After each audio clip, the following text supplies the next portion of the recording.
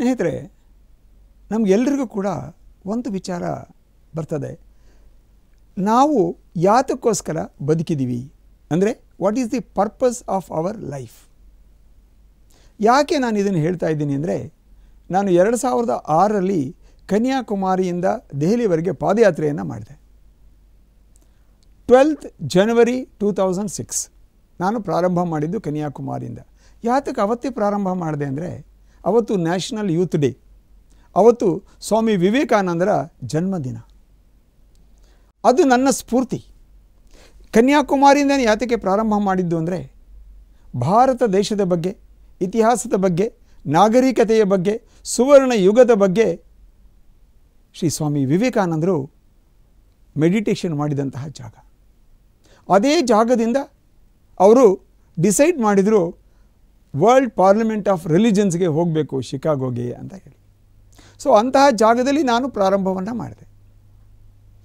ಮಾಡಿದಾಗ ಅಲ್ಲಿರುವಂತಹ ಜನ ನನಗೆ ಬಂದು ಸನ್ಮಾನ ಮಾಡಲಿಕ್ಕೆ ಬಂದಾಗ ನಾನೊಂದು ಮಾತು ಹೇಳಿದೆ, ನಾನಿನ್ನೂ ಹೊರಟೇ ಇಲ್ಲ, ಯಾಕೆ ಈಗಲೇ ಸನ್ಮಾನ ಅಂತ. ಆಗ ಒಂದು ಮಾತು ಹೇಳಿದರು, ದೇಶಕ್ಕೋಸ್ಕರ, ಎಲ್ಲ ಜನಗಳ ನೀರಿಗೋಸ್ಕರ, ಎಲ್ಲ ನಮ್ಮ ದೇಶದ ಜನಗಳ ಒಂದು ಆರೋಗ್ಯಕ್ಕೋಸ್ಕರ ಯೋಗ ಅನ್ನೋದೊಂದು ಕಾನ್ಸೆಪ್ಟ್ ತೊಗೊಂಡು ನೀವು ಹೊರಟಿದ್ದೀರಿ, ಅದೇ ನಮಗೆ ಖುಷಿಯಾಯಿತು, ಅದಕ್ಕೋಸ್ಕರ ಸನ್ಮಾನ ಮಾಡ್ತಾ ಇದ್ದೀವಿ ಅಂತ. ಆ ಒಂದು ಸಂದರ್ಭದಲ್ಲಿ ನನಗನ್ಸಿದ್ದು ಒಂದೇ, ಯಾವುದೇ ಒಂದು ಒಳ್ಳೆಯ ಕೆಲಸವನ್ನು ದೇಶಕ್ಕೋಸ್ಕರ ನೀವು ಪ್ರಾರಂಭ ಮಾಡಿದರೆ ನಿಮಗೆ 100% ಸಹಕಾರ, ಸಹಮತ, ಬೆಂಬಲ, ಪ್ರೋತ್ಸಾಹ ಎಲ್ಲ ಕೂಡ ಸಿಗುತ್ತೆ ಅನ್ನೋದು ನನ್ನ ವಿಚಾರ ಹಾಗೂ ನನ್ನ ನಂಬಿಕೆ ಹಾಗೂ ನನ್ನ ಅನುಭವ ಕೂಡ. ಸ್ನೇಹಿತರೆ, ನಾನು ಅಲ್ಲಿಂದ ಹೊರಟ ಮೇಲೆ ಒಂದು 5 ಕಿಲೋಮೀಟ್ರ್ ಬಂದ ಮೇಲೆ ಒಂದು ರಾಮಪುರ ಅಂತ ಒಂದು ಹಳ್ಳಿ, ಅಲ್ಲಿ ನಾನು ಅವತ್ತು ನನ್ನ ಮಗ ಪ್ಲಸ್ ನನ್ನ ಒಬ್ಬ ಹುಡುಗ ಜೊತೆಯಲ್ಲಿ ನನ್ನ ಗೈಡಾಗಿ ಬರ್ತಾಯಿದ್ದ 3 ಜನ ಬಂದಾಗ, ಬಲಗಡೆಯಲ್ಲಿ ನೋಡಿದಾಗ ಒಂದು ಗೇಟು, ಆ ಗೇಟಲ್ಲಿ 3 ಜನ ನಿಂತಿದ್ದರು. ಒಬ್ಬರು ಯಜಮಾನರು, ಇಬ್ಬರು ಗಂಡ ಹೆಂಡತಿ ಕೈ ಮುಕ್ಕೊಂಡು ನಿಂತಿದ್ರು. ಅದನ್ನು ನೋಡಿದಾಗ ನನಗೆ ಅನ್ನಿಸ್ತು ಏನಿದು ಅಂತ. ಸರಿ, ಒಳಗಡೆ ಹೋದ್ವಿ. ಬಕೆಟಲ್ಲಿ ನೀರು, ಒಂದು ಮಗ್ಗು ಎಲ್ಲ ಇಟ್ಟಿದ್ರು. ಕೈಕಾಲು ತೊಳ್ಕೊಂಡ ತಕ್ಷಣ ಒಂದು ಟವಲ್ ಇಟ್ಟಿದ್ರು. ಒರೆಸ್ಕೊಂಡ ತಕ್ಷಣ ಒಳಗಡೆ ಬನ್ನಿದ್ರು. ಒಳಗಡೆ ಹೋದರೆ ಮಂಚದ ಮೇಲೆ ಒಂದು ಬಾಳೆ ಎಲೆಯನ್ನು ಹಾಕಿದ್ದಾರೆ. ಬಿಸಿ ಬಿಸಿ ಅನ್ನ ಸಾರು ಊಟ ರೆಡಿ ಇದೆ. ಚೆನ್ನಾಗಿ ಊಟ ಮಾಡಿದ್ವಿ. ಸುಸ್ತಾಗಿತ್ತಲ್ಲ ಮೊದಲನೇ ದಿವಸ. ಅದಾದಮೇಲೆ ಮೇಲ್ಗಡೆ ಹೋಗಿದ್ರು. ಮೇಲ್ಗಡೆ ಹೋದರೆ ಹಾಸಿಗೆ ಮತ್ತು ಫ್ಯಾನ್ ರೆಡಿ ಇದೆ ರೆಸ್ಟ್ ತಗೊಳಕ್ಕೆ. ಅದನ್ನು ನೋಡಿದಾಗ ನನ್ನ ಮಗ ಕೇಳ್ದ, ಅಪ್ಪ ಏನಿದು ಅಂತ. ನಾನು ಹೇಳಿದೆ ಅವಾಗ, ಅಪ್ಪ ಅತಿಥಿ ದೇವೋ ಭವ ಅನ್ನೋದು ಈ ದೇಶದಲ್ಲಿ ಮಾತ್ರ ಇದೆ, ಅದಕ್ಕೋಸ್ಕರನೇ ಇದೆಲ್ಲವನ್ನೂ ನೋಡ್ತಾ ಇದೆಯಾ ನೀನು ಅಂತ ಹೇಳಿ. ಆಗ ನನ್ನ ಮಗ ಬಂದಿದ್ದೇನಕ್ಕೆ ಅಂದರೆ, ನಾನು ಹೇಗೆ ಹೋಗ್ತೀನೋ ಏನೋ, ಯಾರು ನೋಡ್ಕೋತಾರೋ ಹೇಗಿರುತ್ತಂತ ಅದು ಡೌಟು ಕ್ಲಿಯರ್ ಆಯಿತು. ಅದಾದಮೇಲೆ ನೆಕ್ಸ್ಟು ಮತ್ತೊಂದು ಹಳ್ಳಿ ತಿರುಪುರಕೊಂಡ್ರಮ್ ಅಂತ, ಅಲ್ಲಿಗೆ ಹೋದ್ವಿ. ಅಲ್ಲಿ ಮತ್ತೆ ಅದೇ ಥರನೇ ಟ್ರೀಟ್ಮೆಂಟನ್ನು ಅವನು ನೋಡಿ, ಅಪ್ಪ ಡೆಫಿನೆಟಾಗಿ ನೀನು ಡೆಲ್ಲಿಗೆ ರೀಚ್ ಆಗ್ತೀಯಾ ಅಂತ ಹೇಳಿ ಅವನು ಹೊರಟುಬಿಟ್ಟ. ಸ್ನೇಹಿತರೆ, ಇದನ್ನು ನಾನು ಯಾಕೆ ಹೇಳ್ತಾ ಇದ್ದೀನಿ ಅಂದರೆ, ದೇಶಕ್ಕೋಸ್ಕರ ನೀವು ಏನಾದರೂ ಮಾಡೋಕ್ಕೆ ಹೊರಟಾಗ ಮಾತ್ರ ಭಗವಂತ, ದೇವರು, ದೇಶ ನಿಮ್ಮ ಜೊತೆ ಇರ್ತದೆ. ಇಂತಹ ತೀರ್ಮಾನಗಳನ್ನು ನೀವು ತಗೋಬೇಕಾಗಿದೆ. ಅಲ್ಲಿಂದ ಮುಂದೆ ಹೊರಟು ವಿವೇಕಾನಂದ ಕೇಂದ್ರ ಅದರದ ಪ್ರೆಸಿಡೆಂಟ್ ಇದ್ದರು ಅಲ್ಲಿ, ಅವ್ರನ್ನ ನೋಡಿಕೊಂಡು ತಿರುನಲ್ವೇಲಿ ಹೀಗೆ ಹೋಗ್ತಾ ಇದ್ದಾಗ ತಿರುನಲ್ವೇಲಿ ಹತ್ರ ಒಬ್ಬರು ಅಸಿಸ್ಟೆಂಟ್ ಕಮಿಷನರ್ ಆಫ್ ಪೊಲೀಸ್ ಅವರು ಸಿಕ್ಕರು. ಅಸಿಸ್ಟೆಂಟ್ ಕಮಿಷನರ್ ಆಫ್ ಪೊಲೀಸ್ ಅವ್ರಿಗೆ ನಾನು ಮಾತಾಡಿಸಿದಾಗ ಒಂದು ಹೇಳಿದರು, ದೇವರಾಜಿ, ಈ ಒಂದು ತಿರುನಲ್ವೇಲಿನಲ್ಲಿ 120 ಕೆರೆಗಳಿದೆ. ಆ ಎಲ್ಲ ಕೆರೆಗಳು ಕೂಡ ಇಂಟರ್ಲಿಂಕ್ ಇದೆ. ಆ ಇಂಟರ್ಲಿಂಕ್ ಇರೋದ್ರಿಂದ ಏನಾಗ್ತದೆ ಅಂತಂದರೆ, ಯಾವುದೇ ಜಾಗದಲ್ಲಿ ಮಳೆ ಆದರೆ ಆ ಕೆರೆ ತುಂಬಿದ ಮೇಲೆ ಮತ್ತೊಂದು ಕೆರೆಗೆ, ಆ ಕೆರೆ ತುಂಬಿದ ಮೇಲೆ ಮತ್ತೊಂದು ಕೆರೆಗೆ, ಹೀಗೆ ಎಲ್ಲ ಕೆರೆಗಳಿಗೂ ಕೂಡ ನೀರು ಬಂದುಬಿಡುತ್ತೆ. ಭಾಳ ಅದ್ಭುತವಾದಂತಹ ಒಂದು ಕಲ್ಪನೆ, ಅದ್ಭುತವಾದಂತಹ ಒಂದು ರಚನೆ ಆ ತಿರುನಲ್ವೇಲಿನಲ್ಲಿ ನಾನು ನೋಡಿದೆ. ಪ್ರತಿಯೊಂದು ಜಿಲ್ಲೆಯಲ್ಲಿ ಹಾಗಿದ್ದರೆ ನಮ್ಮ ದೇಶ ಹೇಗಿರುತ್ತೆ ನೀರಿನ ಬಗ್ಗೆನೋ ಒಂದು ವಿಚಾರ ಬಂತು. ಯಾಕೆಂದರೆ ನಾನು ಹೊರಟಿದ್ದು ನೀರಿಗೋಸ್ಕರನೇ. ಎಲ್ಲ ನದಿಗಳನ್ನು ಸೇರಿಸಿ ಎಲ್ಲ ಹಳ್ಳಿಗಳಿಗೆ ನೀರು ಕೊಡಿ ಅನ್ನೋ ಒಂದು ಕಾನ್ಸೆಪ್ಟನ್ನು ತೆಗೆದುಕೊಂಡು ನಾನು ಹೊರಟಿದ್ದೆ ಅದಕ್ಕೋಸ್ಕರ. ಇನ್ನು ಸ್ನೇಹಿತರೆ, ಅದಾದಮೇಲೆ ನಾನು ಮುಂದಕ್ಕೆ ಬಂದಾಗ, ಒಂದು ದೊಡ್ಡ ಸಿಟಿಗೆ ಬಂದಾಗ, ದಿಂಡಿಗೆಲ್ಲ ಆ ಥರ ಸುಮ್ಮನೆ ಬರ್ತಾಯಿದ್ದೆ. ಆಗ ಒಂದು ಕಾಲೇಜಲ್ಲಿ, MBA ಕಾಲೇಜಲ್ಲಿ ನನಗೆ ಒಂದು ಸ್ಪೀಚ್ ಮಾಡೋದಕ್ಕೆ ವ್ಯವಸ್ಥೆ ಮಾಡಿದರು. ಅಲ್ಲಿಗೆ ಹೋದಾಗ ನಾನು ಇದೇ ತರಹ ಗಡ್ಡ ಇಟ್ಕೊಂಡಿದ್ದೆ, ಬ್ಯಾಕ್ ಪ್ಯಾಕ್, ಒಂದು ಕೈಯಲ್ಲಿ ಒಂದು ಕೋಲು, ಎಡಗೈನಲ್ಲಿ ಒಂದಷ್ಟು ಪಾಂಪ್ಲೆಟ್ಸು ಆ ಪ್ರೋಗ್ರಾಮ್ ಬಗ್ಗೆ. ರಾಷ್ಟ್ರಯಜ್ಞ ಅಂತ ಆ ಪ್ರೋಗ್ರಾಮಿಗೆ ಹೆಸರು ಕೊಟ್ಟಿದ್ದೆ ನಾನು. ಅವ್ರು ನಾನು ಇಂಟ್ರೊಡ್ಯೂಸ್ ಮಾಡಿದ ಮೇಲೆ ಅಲ್ಲೆಲ್ಲೋ ನನಗೆ ಹಿಂದುಗಡೆ ಕೇಳಿಸ್ತಾ ಇತ್ತು, what is that this fellow will speak ಹಾಗೆ ಹೀಗೆ ಅಂತ. ಸರಿ, ನನಗೇನಂತ ಹೇಳಿ ನಾನು ಪ್ರಾರಂಭ ಮಾಡಿದೆ ಸ್ನೇಹಿತರೆ.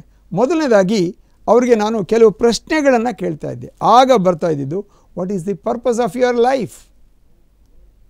MBA ಮಾಡ್ತಾ ಇರ್ಬೋದು, MSc ಮಾಡಿರ್ಬೋದು, PhD ಮಾಡಿರ್ಬೋದು, ಆದರೆ ಇವತ್ತಿನ ಎಜುಕೇಷನ್ ಸಿಸ್ಟಮಲ್ಲಿ ಪರ್ಪಸ್ ಆಫ್ ಲೈಫ್ ಬಗ್ಗೆ ಎಲ್ಲೂ ಹೇಳೋದಿಲ್ಲ ಸ್ನೇಹಿತರೆ, ಯಾರೂ ಹೇಳೋದಿಲ್ಲ. ನೀವೇನೇ ಆ ಪರ್ಪಸ್ ಆಫ್ ಲೈಫನ್ನು ತಿಳ್ಕೊಂಡ್ರೆ ನಿಮ್ಮ ಜೀವನ ಪರ್ಪಸ್ಫುಲ್ ಆಗಿರ್ತದೆ, ಇಲ್ಲಾಂದರೆ ವೇಸ್ಟ್ ಆಗಿಬಿಡುತ್ತೆ.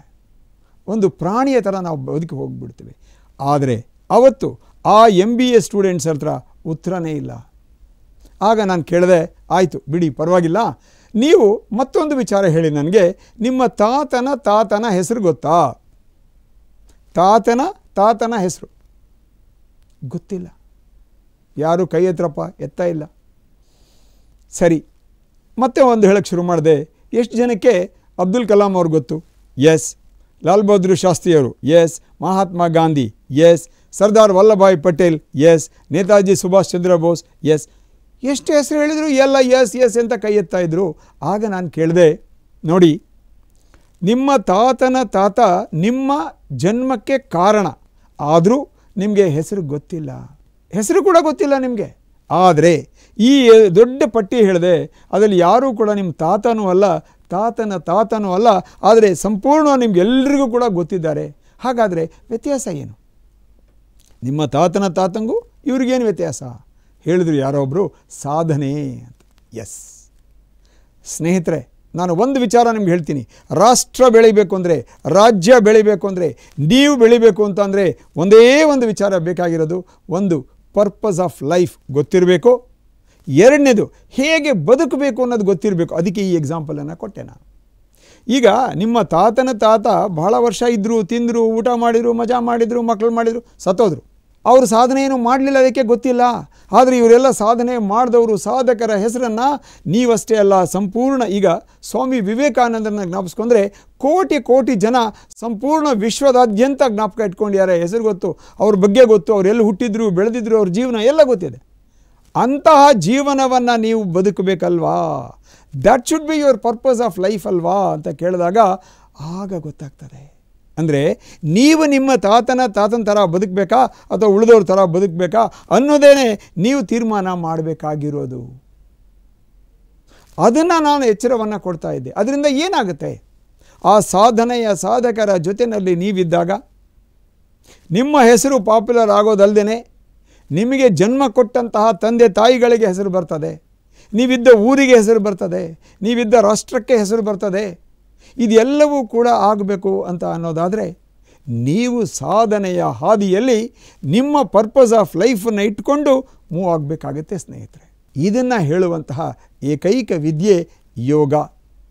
ನೋಡಿ, ಯೋಗ ಅಂದರೆ ಬಹಳ ಜನ ಏನಂದ್ಕೊಂಡ್ಬಿಡ್ತಾರೆ ಅಂತ ಅಂದರೆ ಆಸನ ಮಾಡೋದು, ಪ್ರಾಣಾಯಾಮ ಮಾಡೋದು, ಮೆಡಿಟೇಷನ್ ಮಾಡೋದು. ಹೌದು ಸ್ನೇಹಿತರೆ, ಇದೆಲ್ಲ ನಿಜಾನೇ, ಹಾಗಿರಬೇಕು. ಆದರೆ ಇದಕ್ಕಿಂತ ಮುಖ್ಯವಾಗಿರುವಂಥದ್ದು ಯಮ ನಿಯಮ. ಯಾಕೆಂದರೆ ಅಷ್ಟಾಂಗ ಯೋಗದಲ್ಲಿ 8 ಮೆಟ್ಲಿದೆ, 8 ಡಿವಿಷನ್ಸ್ ಇದೆ, 8 ಲಿಮ್ಸ್ ಇದೆ. ಯಮ ನಿಯಮ, ಯೋಗಾಸನ, ಪ್ರಾಣಾಯಾಮ, ಪ್ರತ್ಯಾಹಾರ, ಧಾರಣ, ಧ್ಯಾನ, ಸಮಾಧಿ. ಆದರೆ ಭಾಳಷ್ಟು ಜನ ಇಟ್ಕೊಂಡಿರೋದು ಬರೀ ಆಸನ, ಇನ್ನೊಂದು ಸ್ವಲ್ಪ ಕಡಿಮೆ ಜನ ಪ್ರಾಣಾಯಾಮ, ಅದಕ್ಕಿಂತ ಕಡಿಮೆ ಮೆಡಿಟೇಷನ್, ಧ್ಯಾನ. ಯಮ ನಿಯಮವನ್ನು ಯಾವುದೇ ಗುರುಗಳು ಹೇಳ್ಕೊಡಲ್ಲ, ಯಾವುದೇ ಶಿಷ್ಯರು ಕೇಳಲ್ಲ. ಯಾಕೆಂದರೆ ದ್ಯಾಟ್ ಈಸ್ ದಿ ಫೌಂಡೇಶನ್. ಯಮ ನಿಯಮಗಳನ್ನು ಕಲಿಸದೇ ಇರುವಂತಹ ಯೋಗವೇ ಅಲ್ಲ. ಓಕೆ, ಇದಿಷ್ಟನ್ನು ಮತ್ತೊಂದು ಸಲ ನಾನು ಹೇಳ್ತೀನಿ. ಈಗ ಪಾದಯಾತ್ರೆಯ ವಿಚಾರ ಹೇಳಬೇಕು ಅಂತ ಅಂದರೆ, ಅದಾದ ಮೇಲೆ ಕನ್ಯಾಕುಮಾರಿಯಿಂದ ಹೊರಟ ಮೇಲೆ ತಮಿಳ್ನಾಡು ಆಯಿತು. ಅಲ್ಲಿ ಆತಿಥ್ಯವನ್ನು ಅನುಭವಿಸ್ತಾ, ಕೇಳ್ತಾ, ಎಂಜಾಯ್ ಮಾಡ್ತಾ ನಾನು ಮುಂದೆ ಬಂದಾಗ ನೆಕ್ಸ್ಟು ಕರ್ನಾಟಕನೇ ಸಿಗೋದು. ಇಲ್ಲಿಗೆ ಮಾರ್ಚ್ ಎಂಡ್ ಅಷ್ಟೊತ್ತಿಗೆ ನಾನು ಬಂದ ಸ್ವಲ್ಪ ದಿವಸದಲ್ಲಿ ರೆಸ್ಟ್ ತಗೊಂಡು ಇಲ್ಲಿಂದ ಕನ್ಯಾಕುಮಾರಿಯಿಂದ ಬೆಂಗಳೂರುವರೆಗೆ ಆಗಿರುವಂತಹ ನನ್ನ ಅನುಭವವನ್ನು ಒಂದು ರಿಪೋರ್ಟನ್ನು ಮಾಡಿ ಪ್ರೆಸಿಡೆಂಟ್ಗೆ ಕಳಿಸ್ತಿದ್ದೆ. ಆವಾಗ ಇದ್ದಂತಹ prime minister doctor Manmohan Singh ಅವರು. ಆಗ ಇದ್ದಂತಹ ಪ್ರೆಸಿಡೆಂಟು ಡಾಕ್ಟರ್ ಅಬ್ದುಲ್ ಕಲಾಂಜಿ ಅವರು ಮತ್ತು ಅಟಲ್ ಬಿಹಾರಿ ವಾಜಪೇಯಿ ಅವರೇ ನನಗೆ ಸ್ಫೂರ್ತಿ ಈ ಒಂದು ಪಾದಯಾತ್ರೆ ಮಾಡೋದಕ್ಕೆ. ಅದಕ್ಕೋಸ್ಕರ ಅವರಿಬ್ಬರಿಗೂ ಕೂಡ ಆ ಒಂದು ರಿಪೋರ್ಟನ್ನು ಕಳಿಸ್ತಾ ಇದ್ದೆ. ಸೊ ಬೆಂಗಳೂರಿನಲ್ಲಿ ರಿಪೋರ್ಟನ್ನು ಮತ್ತೆ ನಾನು ಹೊರಟಾಗ ನಾನು ಬೀದರ್ಗೆ ಹೋಗೋ ಅಷ್ಟೊತ್ತಿಗೆ ರಾಜ್ಕುಮಾರ್ದು ಇನ್ಸಿಡೆಂಟ್ ಆಯಿತು 2006 ಏಪ್ರಿಲಲ್ಲಿ, ತಮಗೆಲ್ಲ ಗೊತ್ತಿದೆ. ಅದಾದ ಮೇಲೆ ನಾನು ಹೈದರಾಬಾದಲ್ಲಿ ನೆಕ್ಸ್ಟ್ ಹಾಲ್ಟು, ನೆಕ್ಸ್ಟ್ ಸ್ಟೇಜ್ ನಂದು. ಆದರೆ ಬೆಂಗಳೂರಲ್ಲಿ ಹೊರಡೋಕ್ಕೆ ಮುಂಚೆ ಒಂದು ವಿಶೇಷವಾದಂಥ ವಿಚಾರವನ್ನು ತಮಗೆ ಹೇಳಲೇಬೇಕು. ಏನದು ವಿಚಾರ ಅಂತ ಅಂದರೆ, ನನ್ನ ಜೊತೆಗೆ ಒಬ್ಬರು ಯಜಮಾನರು ಹೊರಟರು, ನರಸಿಂಹ ಶೆಟ್ಟರು ಅಂತ, ಏಜ್ಡ್ ಪರ್ಸನ್, ವಾಸ್ ಅರೌಂಡ್ 60+ ಆವಾಗ 2006ಅಲ್ಲಿ. ಸರಿ ಸರ್, ಈ ಥರ ಕಷ್ಟ ಇರ್ತದೆ, ಎಲ್ಲ ನೋಡಿ ಹುಷಾರಾಗಿರಿ ಅಂತ ಎಲ್ಲ ಹೇಳಿದೆ. ಆಯಿತು. ಇನ್ನೊಬ್ಬ ಹುಡುಗ ನನ್ನ ಶಿಷ್ಯನ ಕಡೆಯಿಂದ ಶಿಷ್ಯ ಆಗಿದ್ದವನು, ಅವನು ಬಂದ, ಆನಂದ ಅಂತ ಅವನ ಹೆಸರು. ಅವನು ಬಂದು, ಗುರುಗಳೇ ನಾನು ಬರ್ತೀನಿ ಅಂತ. ಅವನು ಬಹಳ ಬುದ್ಧಿವಂತ. ಅವನು ಏನು ಹೇಳ್ದ ಅಂದರೆ, ಬೀದರ್ ತನಕ ಬರ್ತೀನಿ ಅಂತ. ಮೊದಲೇ ಡೆಲ್ಲಿ ತನಕ ಅಂದರೆ ನಾನು ಒಪ್ಕೊತಿರ್ಲಿಲ್ಲ ಮೋಸ್ಟ್ಲಿ.